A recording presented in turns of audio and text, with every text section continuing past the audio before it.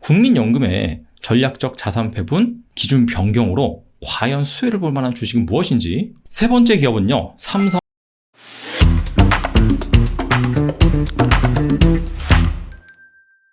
반가운 소식입니다. 국민연금이 국내 주식 투자 비중을 확대할 수 있다라는 소식입니다.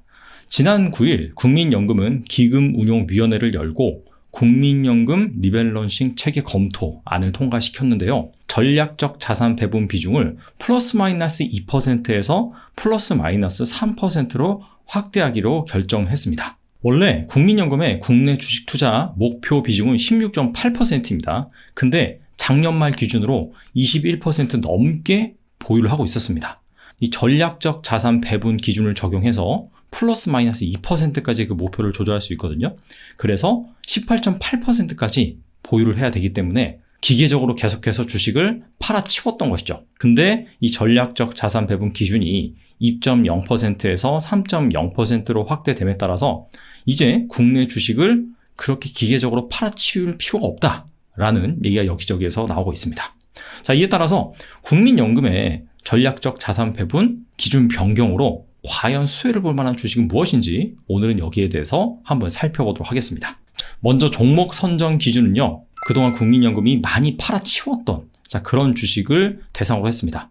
아무래도 이게 펀드멘탈 이슈와 무관하게 기계적으로 주식을 팔아치우다 보니까 해당 종목의 수급이 분명히 안 좋아졌을 거라는 가정입니다. 그렇기 때문에 해당 종목은 이제 기계적인 매도세가 없어진다 라는 가정하에 그런 종목을 우선적으로 선정을 했고요. 참고로 이거는 금액 기준이 아니라 지분율 기준입니다. 금액 기준으로 한다면 무조건 삼성전자나 SK하이닉스 이 두 종목이 국민연금이 가장 많이 팔아치운 종목으로 되기 때문에 국민연금이 보유 지분을 가장 많이 줄인 그런 순서로 한번 추려봤어요. 두 번째는 국민연금이 매도세를 그친다라고 해서 무조건 오르는 건 아니죠. 그렇기 때문에 펀드멘탈 관점에서 올해 실적이 좋아질 것으로, 특히나 최근에 증권사의 영업이익 컨센서스가 상향된 그런 종목을 추려봤습니다. 그래서 대표적인 5종목에 대해서 한번 살펴보겠습니다. 첫 번째 기업은요, 현대리바트라는 기업입니다. 이 기업은 국민연금이 올 들어서 지분을 2.13%포인트 매도를 했습니다. 근데 최근 1개월간 증권가의 영업이익 컨센서스는 3% 더 증가를 했어요. 즉 실적 전망치가 좋아지고 있다라고 보시면 되고요. 현대리바트는 아신 분은 아실 거예요. 바로 가구를 만드는 업체죠.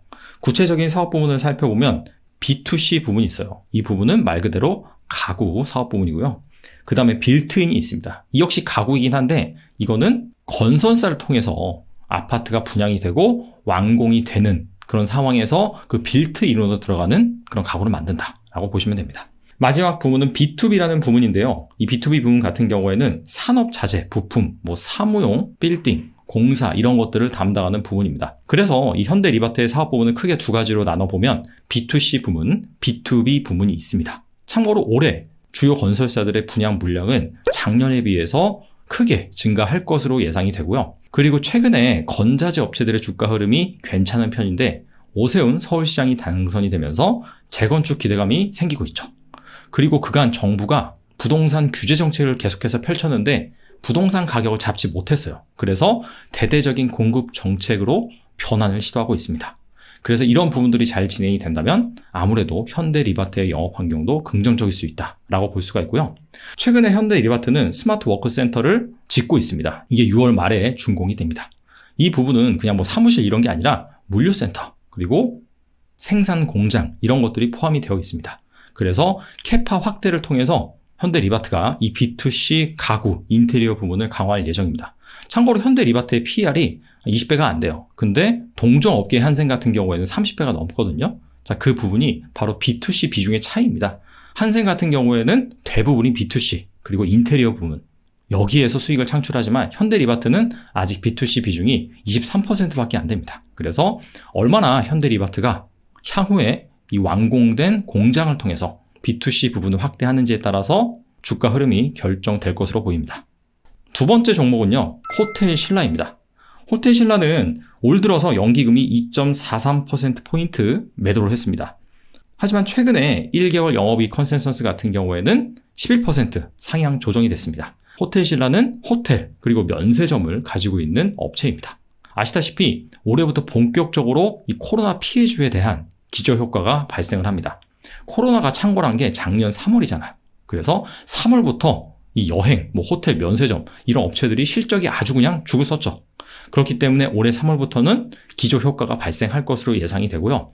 물론 아직도 코로나가 여전히 유지 중이기 때문에 역시나 호텔, 면세점 이런 업종들의 영업 환경이 부정적입니다. 자, 그럼에도 불구하고 1년이라는 시간을 지내면서 구조조정, 비용 절감, 이런 것들을 단행을 하고 그 다음에 최초 발생했을 때보다 영업 환경이 그나마 좀 낫기 때문에 흑자 전환을 기대해 볼 수 있는 그런 상황입니다.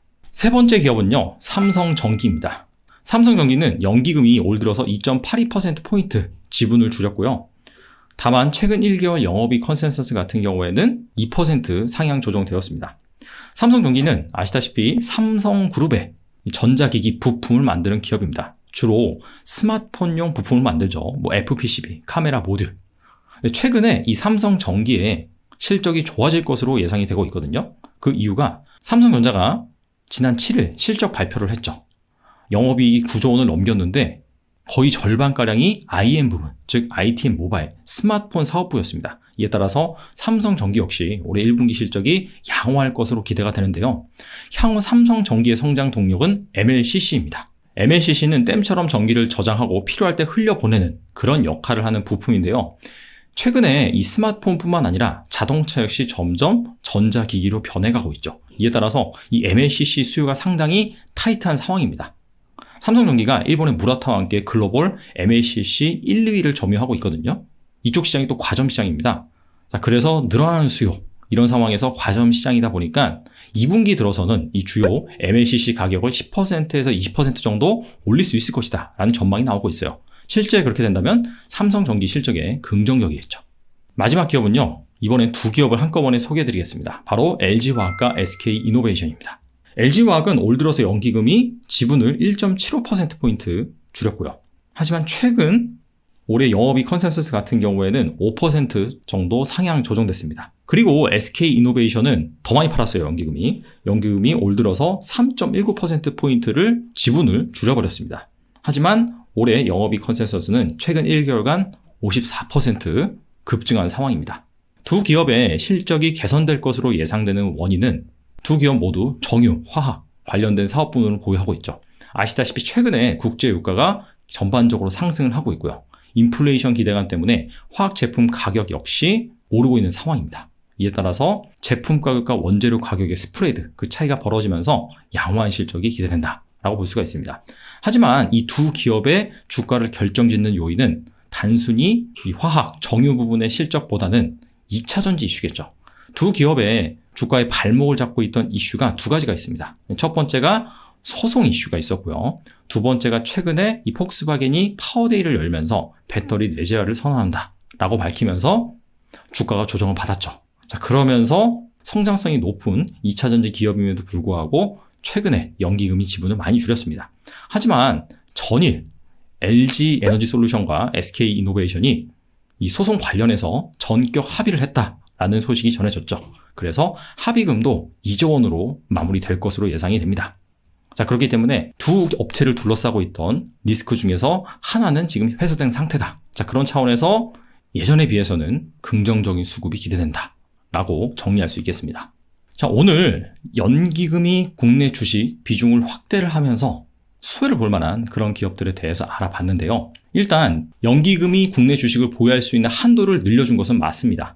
하지만 이로 인해서 무조건 해당 주식을 산다. 자, 그런 건 아니겠죠. 자, 그럼에도 불구하고 그동안 많이 연기금의 매도세를 겪었던 주식인 만큼 수급적인 측면 그리고 심리적인 측면에서 긍정적인 분위기가 형성되었으면 좋겠네요. 추가적으로 여러분들이 실제 투자를 하신다면 리스크는 없는지, 밸류에이션 매력은 어떤지 이런 부분도 한번 점검할 필요가 있겠죠. 오늘은 여기까지 하겠습니다. 감사합니다.